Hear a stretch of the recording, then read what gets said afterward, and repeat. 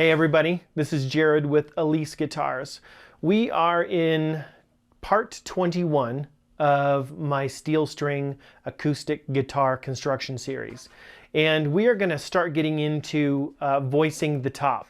This part of the guitar construction process is really where some of the magic is going to happen as far as how this guitar is going to sound. This voicing process isn't necessarily giving it a particular voice or a particular tone, because to a large extent we've done that already with the materials that we've selected, with the bracing pattern that we've chosen, with a lot of choices that we've made already, like the size of our guitar, the depth of the guitar, whether we have a sound port or not.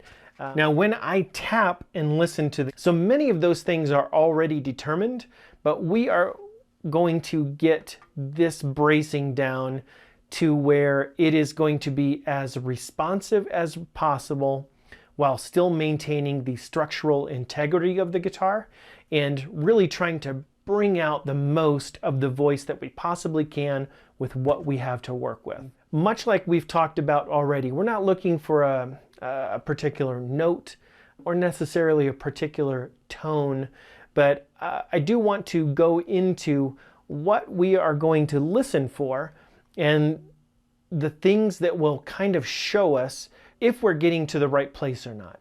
Now when I tap and listen to the guitar, I try to do it in the same place all the time.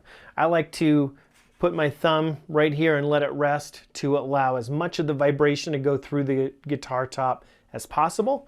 And then I always try to tap right on the bridge plate, because the sound is going to originate here all the time.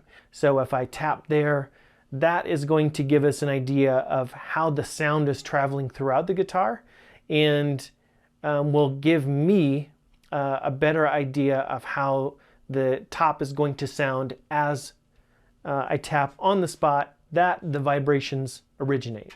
So I can tap everywhere around the guitar and get an idea of how that particular brace sounds, if it's tight, if it's loose, kind of an idea of how much mass it has. But to me, everything functions as one. The braces in the top are a unit, and making a change in one spot isn't necessarily going to change how it sounds only in that spot. If we've braced everything correctly, if we've made our joints correctly, that sound is going to vibrate all throughout the guitar.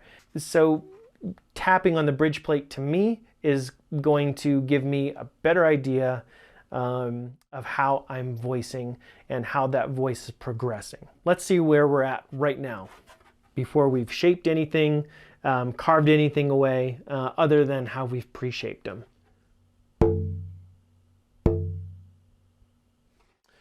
So right now it's got a musical note tone to it already.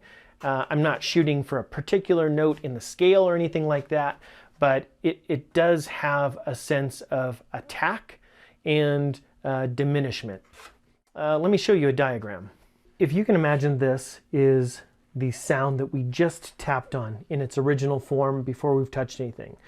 We heard this big note, so it went boom, and then and it dies out right here. It happens pretty quick. It doesn't sustain a whole lot. What we are going to look for is something more along the lines of this. This is what we are hopefully going to hear after we have carved away everything on the guitar that we can to take mass away, to get the most movement that we can, and to hear the best response. What this is going to give us is a nice musical hit on that attack. It's going to diminish, and there'll be a slight increase in the note as the sound kind of travels through the guitar, and then it finally diminishes. So with a hand gesture maybe, as we hear it now, what we hear is boom, and it fades out. What we hope to hear is boom, so there's this rise and fall and rise again before it dies out.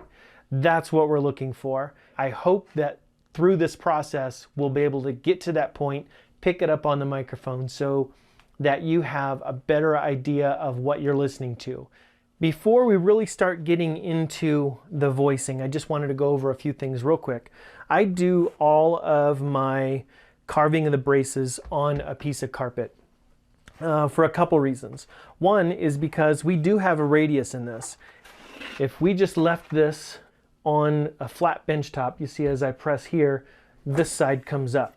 And so if I'm carving away and I'm pressing and trying to flex this thing flat, we're going to stress this top out and we could crack it in some places. Also, if I get little goobers stuck into this carpet, I stand a better chance of the carpet being able to absorb that and not dent the top than I would if I'm carving on a flat, hard surface. That's what I'm using the carpet for. Some of these braces we've pre-shaped. I do wish I would have done the pre-shaping on the ends of these X braces. We're going to use chisels, we're going to use some planes, some finger planes, and eventually sandpaper. So without any further ado, I am going to cut this one and we'll get into the actual carving and voicing in the next video, part 22.